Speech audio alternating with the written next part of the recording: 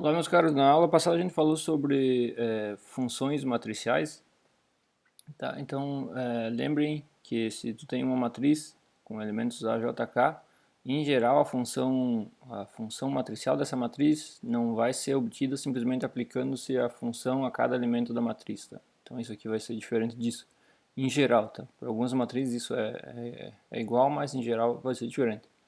Então, a definição de função matricial é a seguinte: a gente pega a série de Taylor por uma função aplicada em x, para x um número real, um complexo, tá?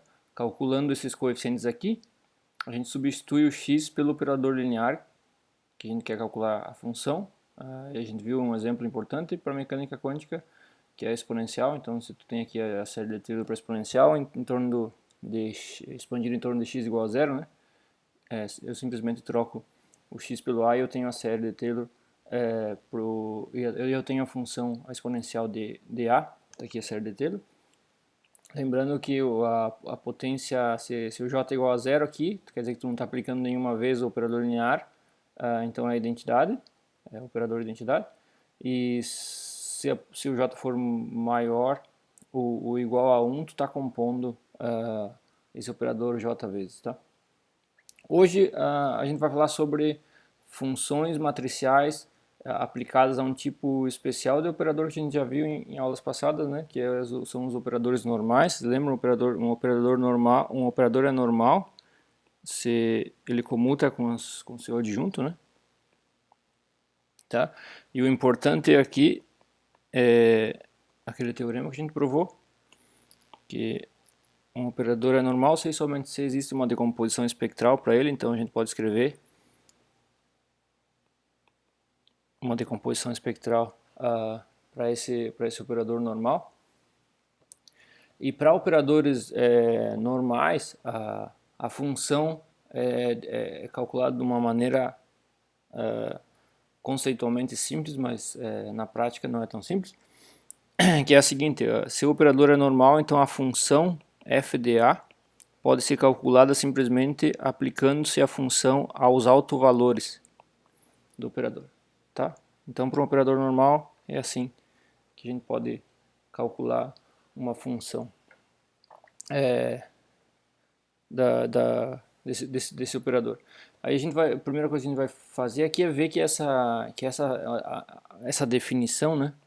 Vamos colocar como uma definição. Essa definição para operador linear aplicado a operadores normais equivale a essa definição via série de Taylor, tá?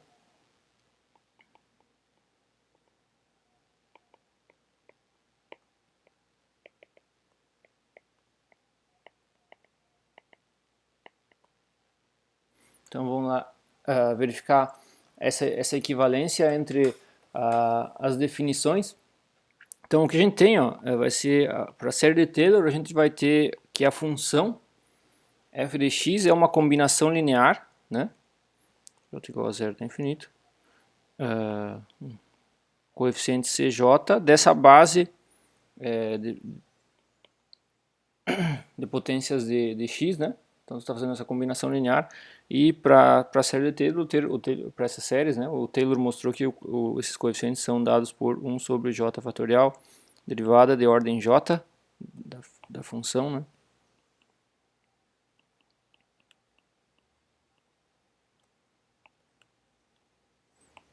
Derivada em torno de x igual a zero, aqui vou estar expandindo. Tá, então, quando a gente fizer essa troca, né, x para a, se nós considerar aqui uma potência j, né, desse operador linear a, isso aqui seria a composto com a, j vezes, né? Então, como é que fica isso? Como o operador é normal, a gente pode escrever essa decomposição espectral. Soma em a, pa, a linha, pa',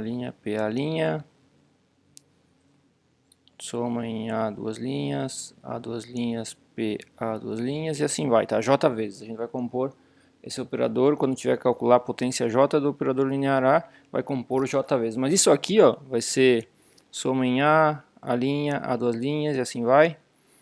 A vezes a linha, vezes a duas linhas, PA, composto com PA', composto com PA duas linhas, e assim vai. Tá, aqui também tem multiplicação de J termos, né? Mas só que, você lembra quando a gente falou sobre projetores, que se a gente compõe dois projetores, se eles estiverem projetando no mesmo subespaço, dá o próprio projetor, né? Se não, dá operador nulo, tá? Então, isso aqui vai ser uma delta A', PA, tá? Aí depois eu vou compor isso com PA duas linhas. Isso vai dar uma delta A duas linhas, PA. E assim vai, tá? Vou compor com PA três linhas e assim vai. Então, nessa soma aqui, ó, nesses índices da soma, só, essas deltas vão matar todos os índices menos o A. Vai só sobrar soma em A. Aqui também só vai sobrar o A, então vai sobrar a potência J do A. E só vai, nos projetores aqui só vai sobrar o PA. Tá? Então com isso a gente pode escrever que a potência J do operador linear normal A vai poder ser escrito como soma em A elevado na J, que são os autovalores, elevado na potência J, projetor no autovetor correspondente, ou no subespaço correspondente àquele autovalor. Tá? Então, com isso a gente tem que a função f de A, né, seria soma em J, 0 até infinito, Cj, A elevado na J, né? Pegando essa série de Taylor aqui, tá? Então a gente vai pegar aqui a soma em J, substituir o AJ, né? Cj, soma em A elevado na J, PA, né? Que é a potência J do operador linear A. Tá, agora a gente pode trocar essa ordem, né, das somas. Eu vou ter a soma em A primeiro, depois a soma em J. Soma em J de 0 até infinito. CJ, AJ, PA. Tá? Eu coloco um parênteses só para a gente ver que o que aparece aqui, ó, se nós olhar para cá, ó, é f de A. Tá? F do alto valor, a função aplicada no alto valor A. Então isso aqui é soma em A, F de A, PA. Tá? Que é o que apareceu aqui na definição. Ou seja, usando essa definição aqui para operadores normais, né, vai ser equivalente a essa definição aqui via série. Tá? Então, para operadores normais, a gente pode sempre usar essa definição aqui. E o processo vai ser o seguinte: ele tem lá um operador normal, bom, tem que verificar que ele é normal, né? Sendo que ele é normal, a gente pode obter, diagonalizar esse operador, obter os seus autovalores e autovetores, escrever a decomposição espectral. Uma vez escrita a decomposição espectral, é só aplicar a função nos autovalores, tá? Agora a gente vai fazer, o resto da aula vai ser quase só sobre exemplos de aplicações dessa definição de função para operadores normais. Eu não comentei, mas operadores normais, quase todos os operadores que a gente vai lidar lá em mecânica quântica são operadores normais, tá? Operadores hermitianos, unitários, projetores, esse tipo de coisa, são todos operadores normais, tá? Depois no final eu vou voltar para a definição via séries para tratar um pouco sobre a exponencial de operadores, que é uma função que aparece muito lá em mecânica quântica também.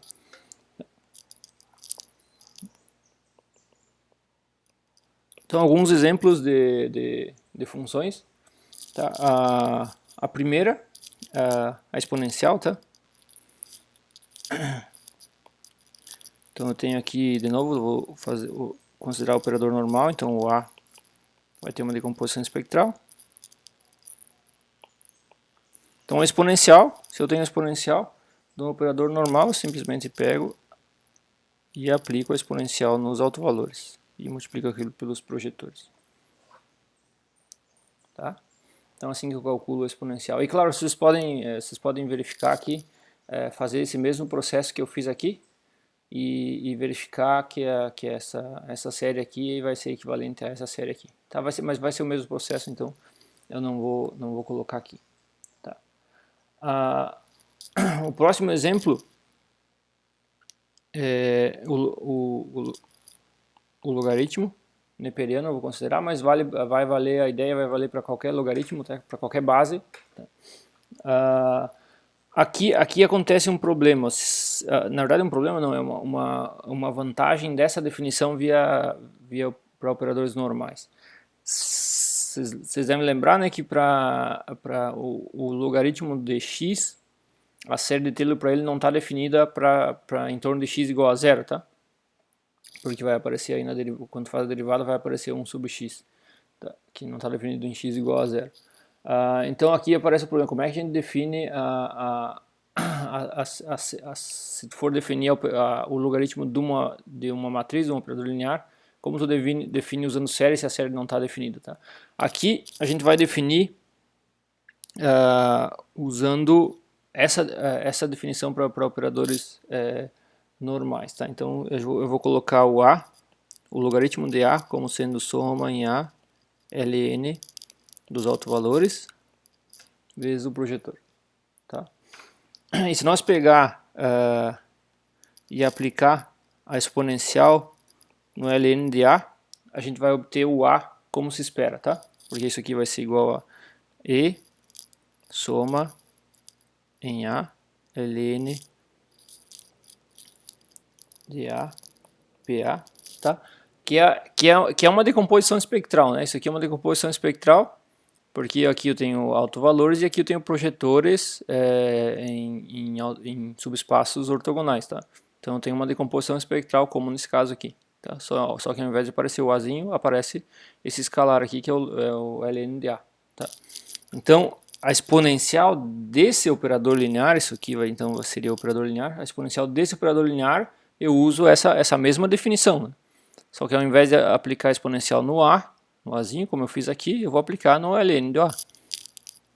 Então aqui vai ser soma em A, a exponencial aplicada no escalar, vezes o projetor. Tá? Mas para escalares, a exponencial é a função inversa do ln. Então vai sair, a exponencial do ln de A é o A, é o próprio Azinho. Tá? E isso aqui é a decomposição espectral do operador linear A. Tá? Então, para essa definição de logaritmo, mesmo que a série não esteja definida em torno de x igual a zero, a gente pode usar essa definição aqui para logaritmo, que a gente vai ter como esperado a exponencial do logaritmo de A igual ao A. Tá? Outra série que a gente tem problemas para calcular, que não está definida, né, em torno de x igual a zero, é a raiz quadrada. Tá? Também vai aparecer 1 sobre uma potência de x, aí se tu coloca x igual a zero vai divergir, então não está bem definido em torno de x igual a zero. Mas aqui novamente a gente vai ver que se nós usarmos essa definição para operadores normais, então soma em A, vou aplicar a raiz nos autovalores vezes o projetor. Como esperado, esse operador, né, que é a raiz quadrada vezes a raiz quadrada dá o próprio A, que é a definição de raiz quadrada. Tá? É o número, para número, né, seria o número que tu multiplica por ele mesmo para te dar o valor. Né? Tá? Então aqui, se nós fizer isso aqui, ó, raiz de A vezes raiz de A, vai ser soma em A, raiz de Azinho, PA, soma em A', raiz de A', PA', que é soma em A e A', raiz de A', PA, PA', tá? Mas isso aqui é uma delta A', PA, tá? Pelas propriedades dos projetores, né? Então vou ficar com soma em A, raiz de A vezes A, PA, né?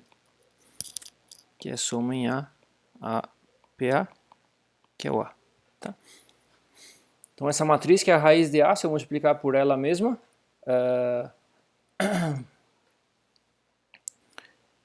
eu tenho a matriz A, o operador linear A. Tá? Então eu posso usar novamente essa definição para operadores normais, tá? Que é atuar a função nos autovalores aqui. Tá? Aí eu tenho essa definição. Aqui, além dessa questão de não, da série não estar bem definida, em torno de x igual a zero, tem o problema de que a raiz pode ser não única dependendo do operador linear que a gente estiver considerando. Tá? Por exemplo, se nós pegar, colocar aqui para ter atenção, tá? Que essa raiz pode não estar bem definida, embora a gente vá usar essa raiz, ela pode não estar bem definida. Por exemplo, se tu tem o A igual à identidade, na verdade existem infinitas matrizes que tu vai poder usar como a raiz da identidade, tá? Então aqui a raiz da identidade, o que seria isso?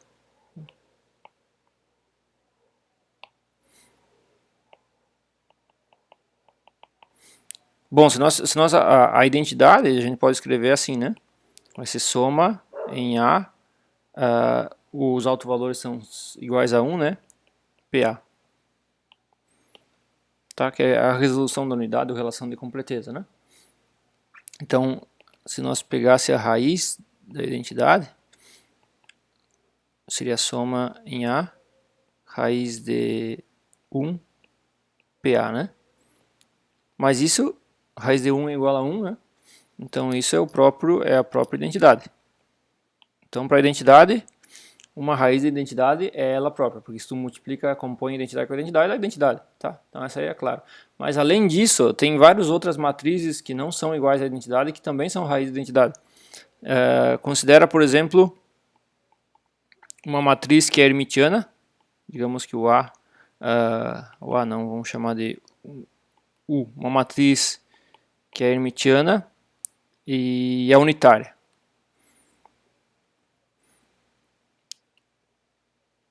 Então, o daga é igual ao daga U, que é igual à identidade.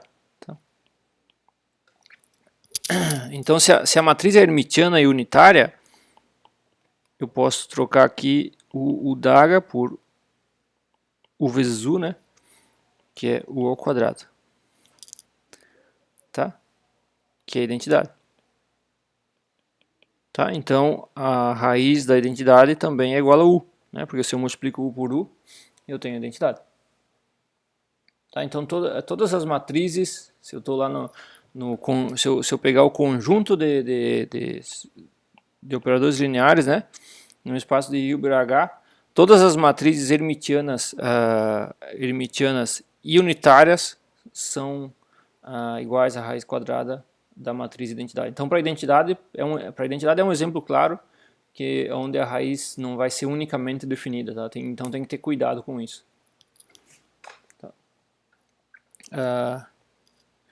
Nas notas de aula tem vários códigos que vão ajudar vocês a calcular funções de matrizes e checar os exercícios, os exemplos.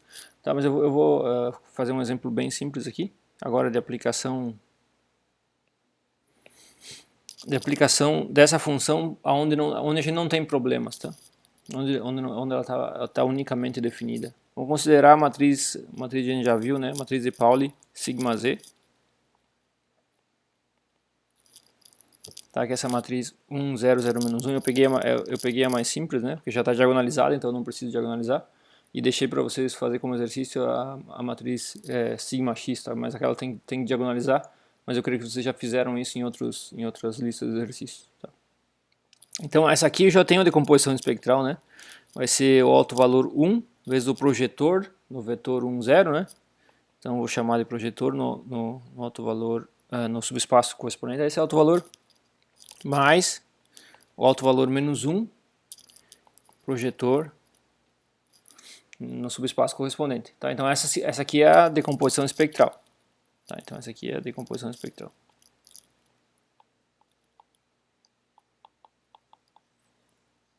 A decomposição espectral desse operador linear. Tá? Ele é bom, ele é normal, ele é hermitiano, então ele é normal. Tá? Não comentei isso. Então a raiz quadrada do sigma z seria simplesmente eu pegar a raiz de 1 vezes P1 mais raiz de menos 1 vezes P menos 1. Tá? Que é 1 vezes P1 mais raiz de menos 1 é o imaginário I, P menos 1. Tá? Então, na forma de matriz, e voltando agora para a representação matricial, desse operador linear seria 1, 0, 0, I. Tá? Então, a raiz quadrada da matriz de Pauli sigma z seria essa matriz aqui, 1, 0, 0, I.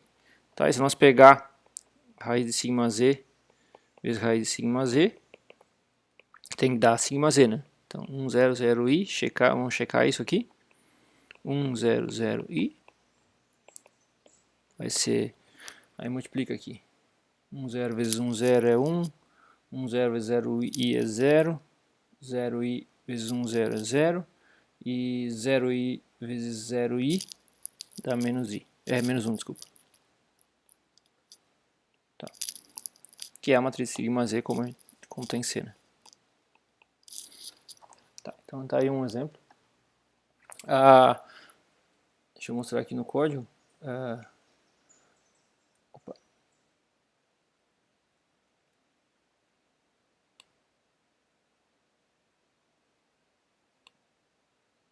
Aqui está a função, tá? Essa função aqui vocês entrando com a matriz, tá? Para matriz, né?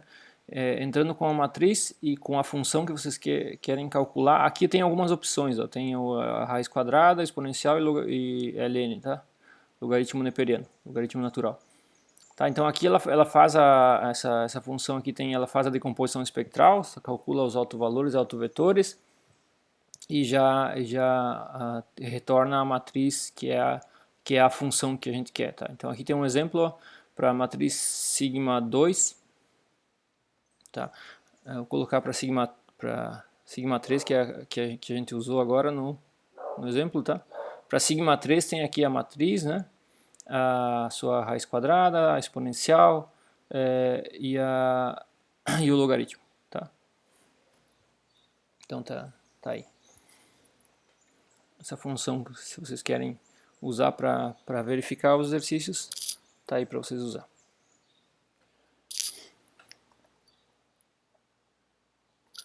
Tá, vamos lá, vamos seguir agora com outros exemplos de aplicações dessas definições de funções de matrizes que retornam matrizes, tá? Um exemplo importante que a gente vai usar muito, que vocês vão usar muito, não tanto na disciplina, mas nessa disciplina de mecânica quântica, mas em outras disciplinas, que é a entropia de von Neumann.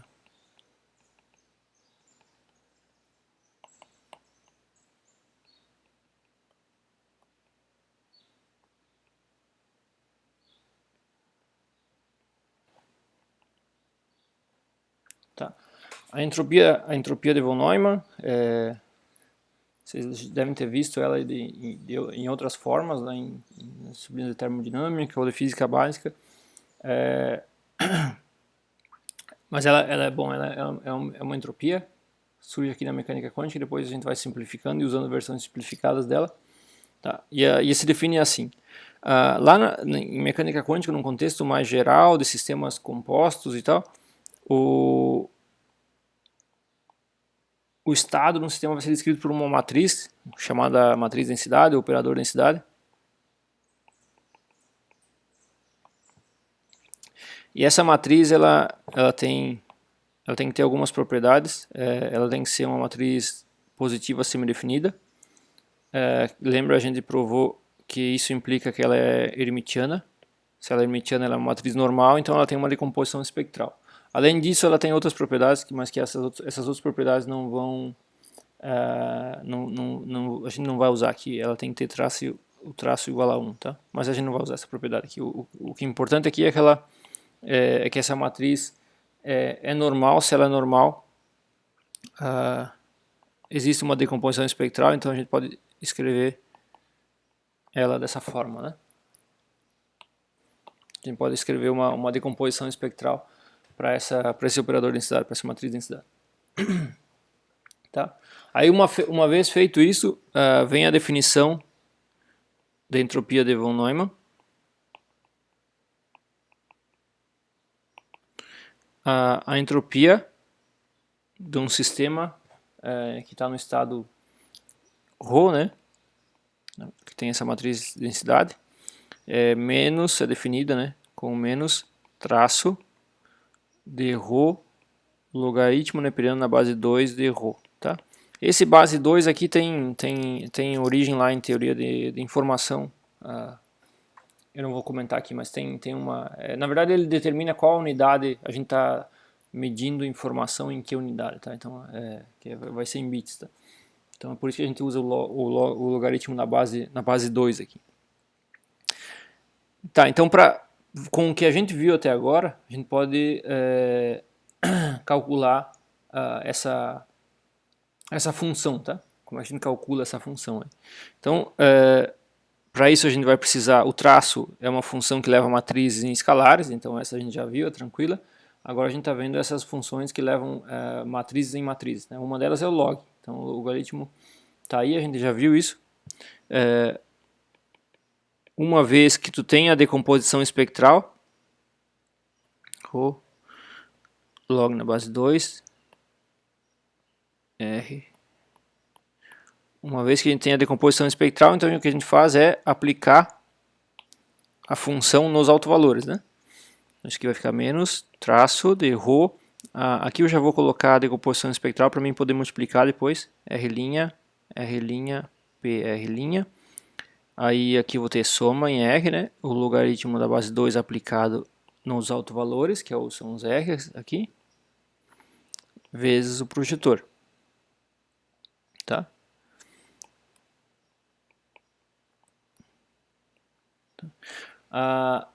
Aí aqui, agora eu tenho essa composição, né? Eu vou ter a soma em R, linha em R, R' vezes R, projetor em R'. Tem o logaritmo ainda que é escalar também, né?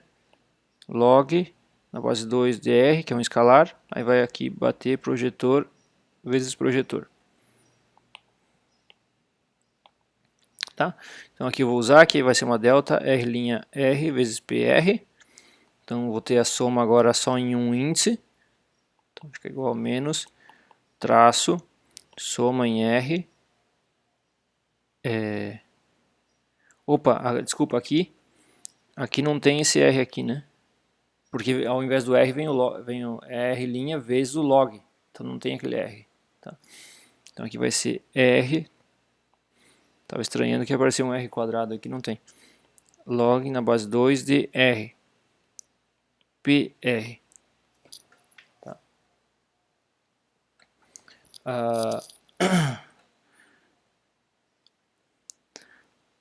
Aqui o traço, vocês lembram que o traço é uma função linear. Então se tu tem aqui, o que eu tenho aqui na verdade é uma combinação de matrizes, né, de projetores. Tá? Então menos traço, eu posso reescrever isso como menos soma em R, R vezes o log na base 2 de R, vezes o traço do projetor PR. Tá? Agora o traço de qualquer projetor,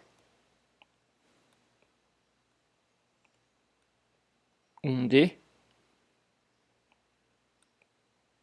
é igual a 1, tá? Então isso fica menos soma em R, R log na base 2 de R. E essa função aqui é conhecida como entropia de Shannon.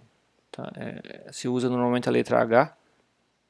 A entropia de Shannon é definida para a distribuição de probabilidades e os autovalores de uma matriz positiva semi-definida com traço igual a 1 são uma distribuição de probabilidades, porque os Rzinhos aqui, isso aqui, né, implica que os autovalores, né, ela ser positiva semi-definida implica que se ela é normal, né, a gente viu também isso, que os autovalores são não negativos, e o traço igual a 1 vai implicar, como traço independente de base, né, vai implicar que soma em R de R igual a 1. Tá? Então isso aqui é o que define, essas duas propriedades aqui é o que define uma distribuição de probabilidades. Tá? Então essa aqui a gente tem o que se chama de entropia de Shannon.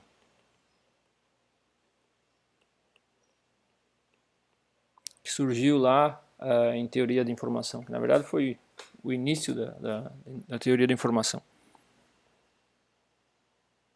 Essa função entropia de Shannon.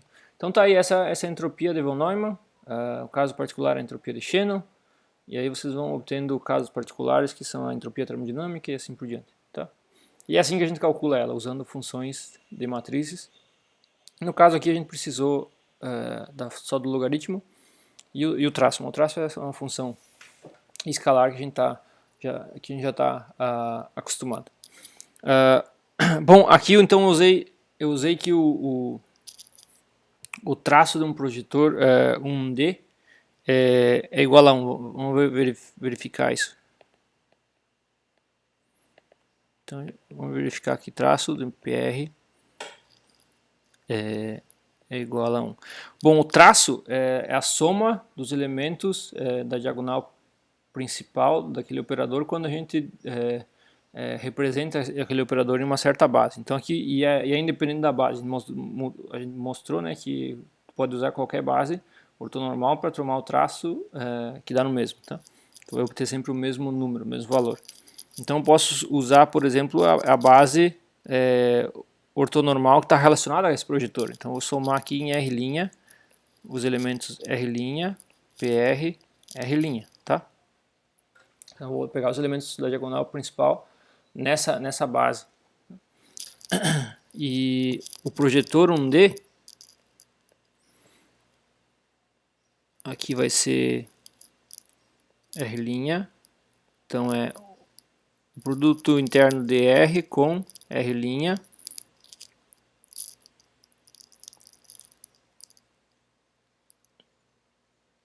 R'. Tá? Isso aqui vai dar uma delta, R', então não vou ter mais soma, vou ter só R com R que é igual a 1. Tá? Não está verificado. Então, o projetor, o traço de um projetor, 1D aí, é igual a 1. Tá? É só se é o projetor 1D, se for projetor em um subespaço já não seria isso. Na verdade vai ser, de forma geral, se o projetor é num subespaço vai ser a dimensão do subespaço, né? Porque aqui ao invés de ter simplesmente isso aqui para o projetor eu teria uma soma, né? Então nesse caso não seria igual a 1 o traço, mas seria a dimensão do subespaço correspondente. Tá? Feito, então isso aí sobre a entropia de von Neumann. Agora um tópico relacionado com entropia e tudo mais, que é o equilíbrio térmico, né? Como a gente calcula o estado térmico de Gibbs.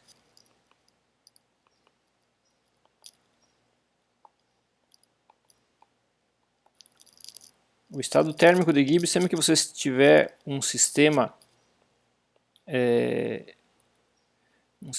que é sem equilíbrio térmico, com um ambiente, um banho térmico B,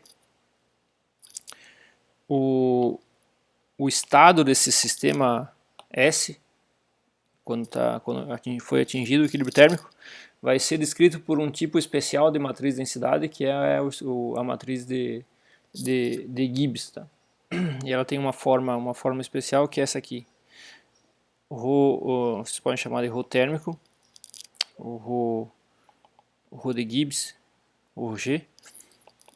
Ela tem essa forma aqui, N menos beta H dividido vai ter uma constante de normalização aqui, por Z, que é a função de partição. A função de partição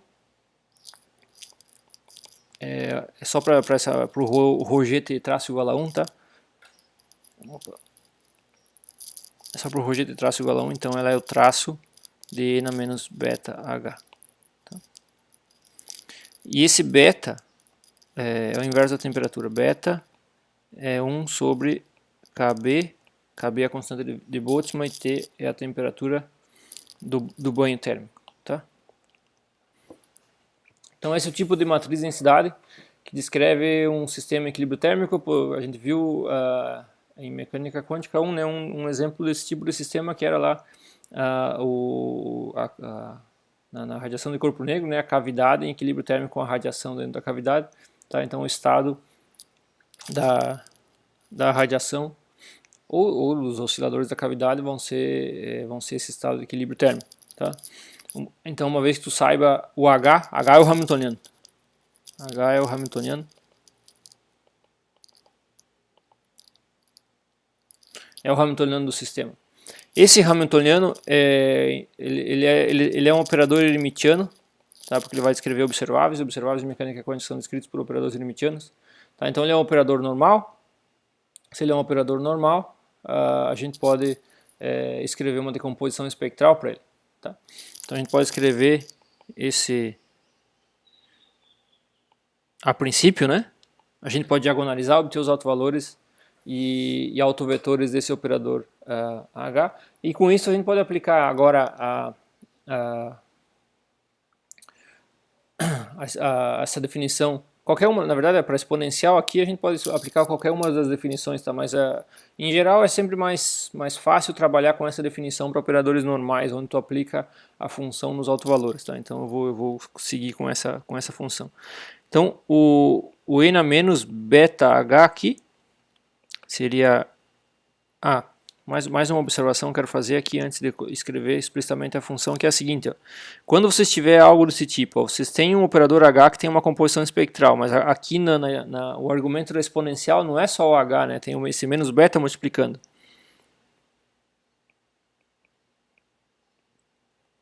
O importante para vocês aplicar a função e para vocês terem uma decomposição espectral, é só você lembrar que se eu tenho se eu tenho lá um certo operador e eu encontrei um autovetor desse operador, tá? Qualquer escalar multiplicado por aquele autovetor também é um autovetor, tá? Então, na verdade, eu poderia absorver esse menos beta nos autovetores e eu continuaria tendo uma decomposição espectral, tá? Só que ao invés disso a gente pega e coloca isso aqui, ó, menos beta h, vão ser esses escalares aqui, vezes ph. E isso aqui a gente considera como sendo também uma decomposição espectral desse operador. Vocês podem chamar isso de h', tá? Seria o menos beta h.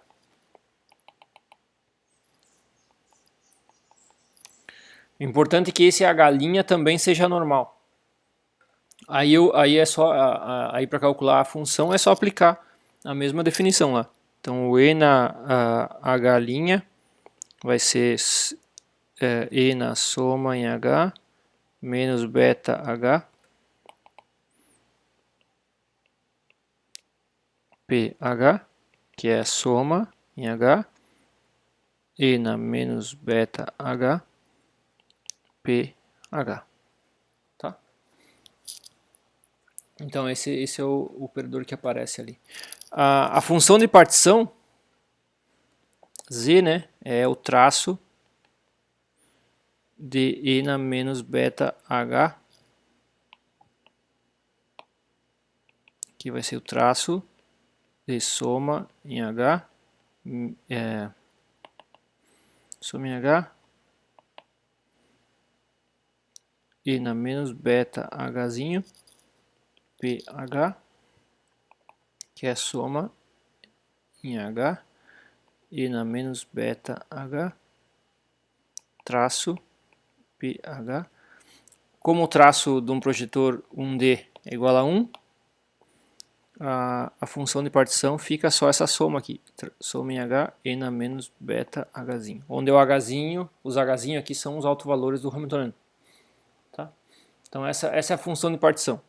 Eu vou deixar ela assim lá para o estado térmico, e aí eu posso escrever o estado de Gibbs, que é e na menos beta h sobre z, né? Ou 1 sobre z vezes esse operador. Vai ser então 1 sobre z vezes soma em h, e na menos beta hzinho, projetor no autovetor correspondente. Eu posso colocar esse escalar para cá, então soma em h, e na menos beta h dividido por z ph. Tá? Assim como eu comentei, né, quando falei da entropia, que os altos valores do R, né, são probabilidades. Aqui para o estado térmico de Gibbs, esses R's aí, né, são esses valores aqui. Tá? Então, o que aparece aí no estado térmico de Gibbs já são as probabilidades das diferentes energias. A probabilidade dos diferentes H, os Hzinho aqui são as energias do sistema. Então é o E na menos beta H sobre Z. Tá? Algumas vezes é chamado de peso de Boltzmann, essa expressão, essas probabilidades. Tá? Então tá aí, esse é o estado térmico de Gibbs. Aí para calcular esse estado térmico de Gibbs a gente precisa da exponencial. E se nós quiser calcular a entropia desse estado térmico, a gente vai fazer isso em mecânica quântica 2, né? Aplicando então o logaritmo na função entropia de von Neumann para chegar nessa expressão e depois aplicando essa expressão com as probabilidades sendo esses pesos aqui, a gente chega em uma das relações da termodinâmica, tá? Que são obtidas a partir desse estado térmico. E essa é a matemática que a gente precisa calcular funções matriciais de matrizes, no caso aqui, o logaritmo e a exponencial. Tá. Agora vou mudar um pouco de tópico, vou voltar a usar Bom, eu posso, na verdade, em quase todos os problemas vocês podem usar qualquer uma das duas definições, tá? Vocês podem, se o operador é normal, claro, vocês podem usar a definição via série ou a definição via decomposição espectral e vocês vão chegar no mesmo resultado. Tá? Agora eu vou usar novamente essas funções para mostrar uma forma exponencial para operadores unitários, que vai ser útil lá em mecânica quântica também.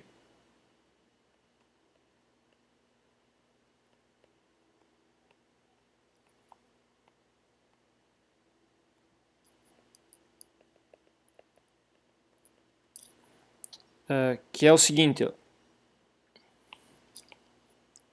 Sempre que nós tiver um operador U, que ele é um operador desse tipo, ele vai ser um I vezes um θ vezes um operador H.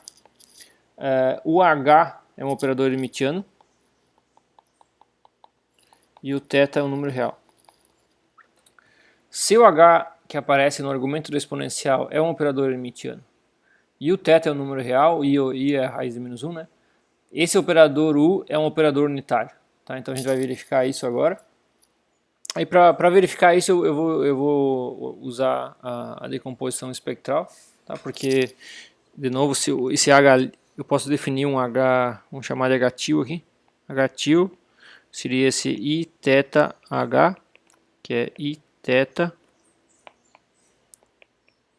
soma H, Hzinho, projetor em Hzinho, que é soma em H, I θ Hzinho, PH. Tá?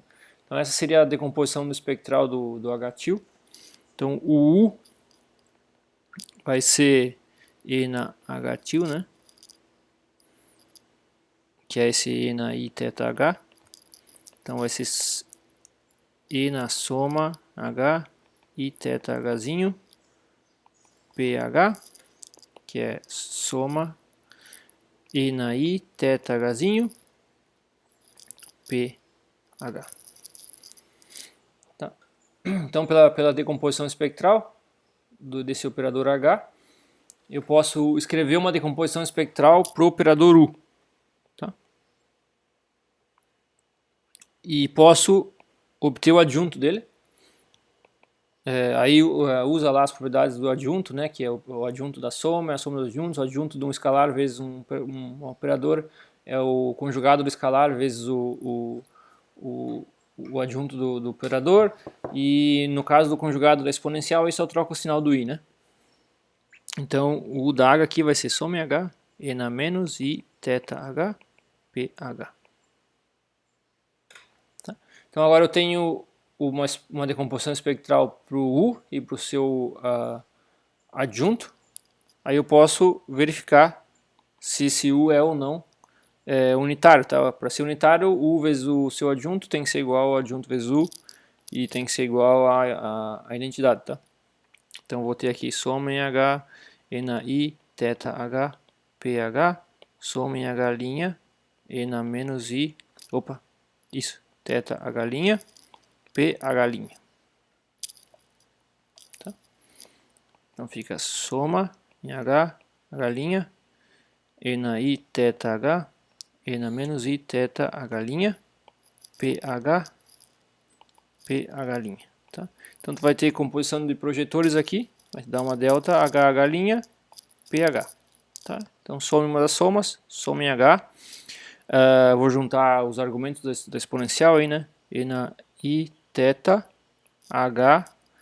No caso aqui eu já vou estar usando a delta, né? O H' vira H, então ficou H menos H. Eu teria H menos H', fica H menos H, pH. Ou seja, soma em H, pH, que usando a relação de completeza, né? É igual a identidade. Aí eu deixei para vocês verificar que isso também é igual a U da H vezes U. Tá? Então, qualquer operador escrito na forma exponencial com θ real, H hermitiano, é um operador unitário. Tá? Qualquer operador desse tipo.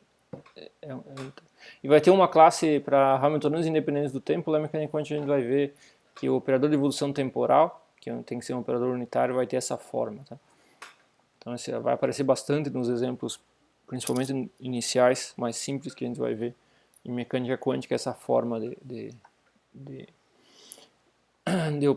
operador. Tá?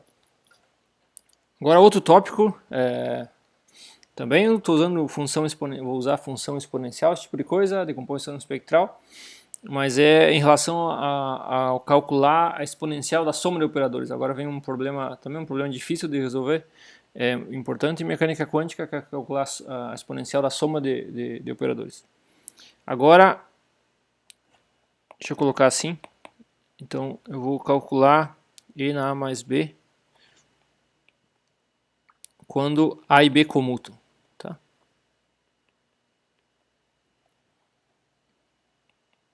Então como é que fica a exponencial da soma de operadores quando esses operadores comutam? Tá?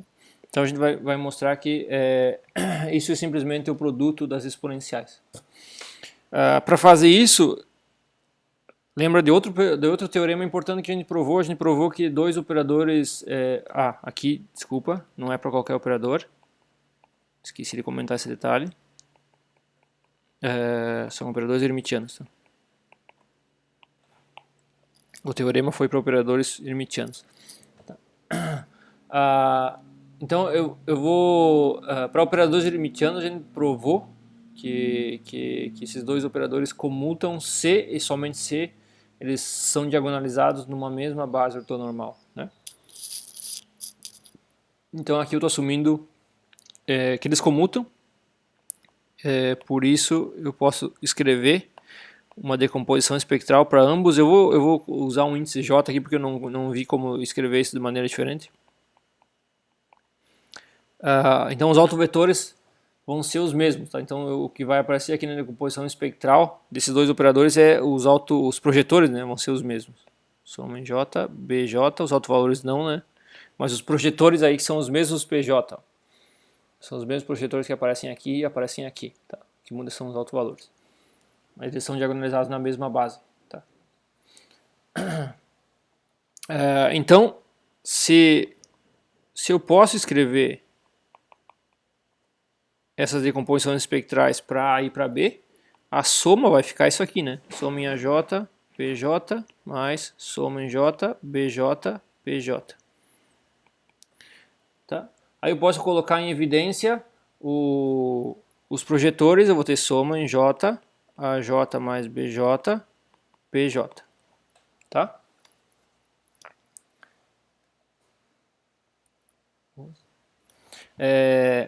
Tá, então a exponencial da soma,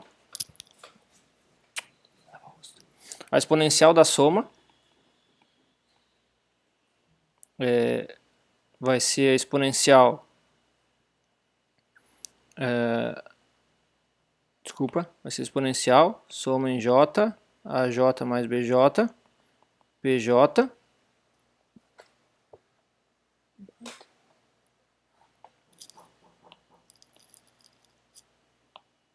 tá? Que vai ser soma em J, agora aplica a função exponencial, né, nessa decomposição espectral, então vai ser exponencial a soma em J, né, da exponencial de AJ mais BJ vezes PJ. E se nós pegar e olhar para o produto das exponenciais de A por B, isso seria a soma, vai ser exponencial, soma em J, AJ, PJ,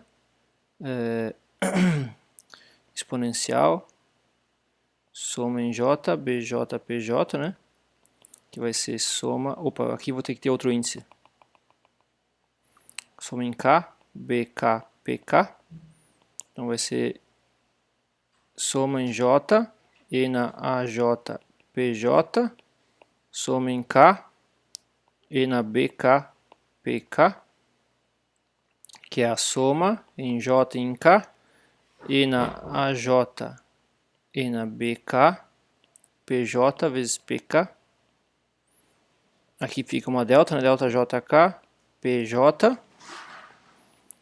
Então eu vou ter soma em J só, né? E na AJ e na BJ, PJ, que é para escalares aí, né?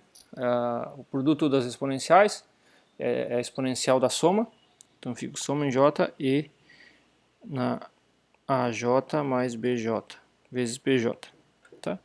Ou seja, para operadores que comutam, a exponencial da soma é o produto das exponenciais. Tá? Então, se eles comutam, a gente pode escrever assim. Tá? Aí, agora vem o problema. Se eles não comutam, o problema é que a gente gostaria de resolver, né? Se eles não comutam, a gente não pode... A exponencial da soma, em geral, vai ser diferente do produto das exponenciais. Tá? E isso dificulta porque todos os hamiltonianos que não comutam, eles são escritos como somas de termos de interação que não comutam, né? A gente gostaria de escrever, na verdade, se fosse possível, né, de escrever a evolução do sistema devido a todas as interações em termos da evolução devido a cada uma delas, tá? Mas isso não é possível em geral. Aí você precisa de técnicas para resolver isso, tá? E aí tem muitos resultados relacionados a um deles é essa forma de Zassenhaus, tá? Que escreve, usa a teoria de grupos para provar esse resultado. Não vou falar aqui sobre a prova nem nada, mas escreve a exponencial da soma em termos do produto das exponenciais, e aí tem mais um produto aqui de infinitos termos, tá? Onde aparecem esses CJ de AB aqui, que são esses coeficientes aqui, ó, que estão relacionados aos comutadores, tá? De A com B, de A com B com A, e assim vai, tá? Para alguns casos especiais, essa fórmula aqui a gente vai precisar só desse primeiro termo, por exemplo, para os operadores de criação e aniquilação do oscilador harmônico, tá? O comutador deles é a identidade.